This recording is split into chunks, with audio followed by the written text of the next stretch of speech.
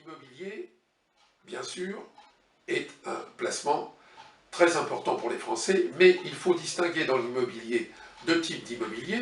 Vous avez l'immobilier d'usage, c'est celui que vous utilisez, c'est votre résidence principale, il faut bien que vous logiez quelque part, c'est votre résidence secondaire, ça c'est de l'immobilier d'usage.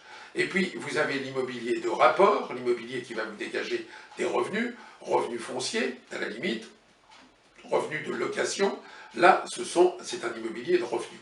Cet immobilier, vous pouvez le détenir en direct, bien sûr, vous pouvez aussi le détenir via des organismes spécialisés ou via des structures ou des montages particuliers.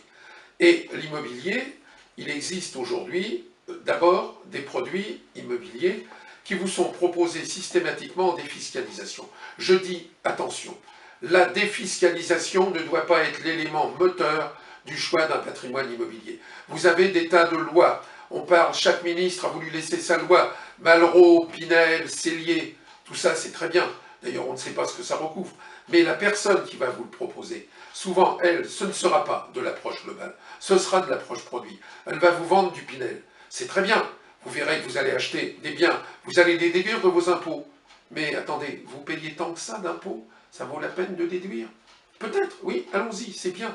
Mais le problème, on a déjà parlé de cet aspect liquidité. Quand vous voudrez le récupérer, d'abord, vous êtes tenu par des obligations fiscales qui font que le bien doit être, effectivement, ne peut pas être revendu pendant un certain temps. C'est légitime, puisque vous déduisez de vos revenus. Mais quand vous allez devoir le revendre, eh bien, cet immobilier, c'est lié. Il faut savoir où sera-t-il situé, à quel endroit.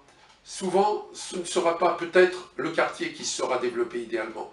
Et quand vous voudrez le revendre, là, vous vous heurterez à beaucoup de difficultés et à énormément de concurrence.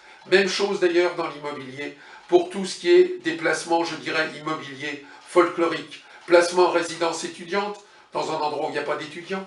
Placement dans des parts de maisons de retraite ou d'EHPAD qui vont être plus ou moins bien gérées. Certaines sont très bien gérées, mais tout dépend de la qualité du gestionnaire qui va vous assurer un revenu.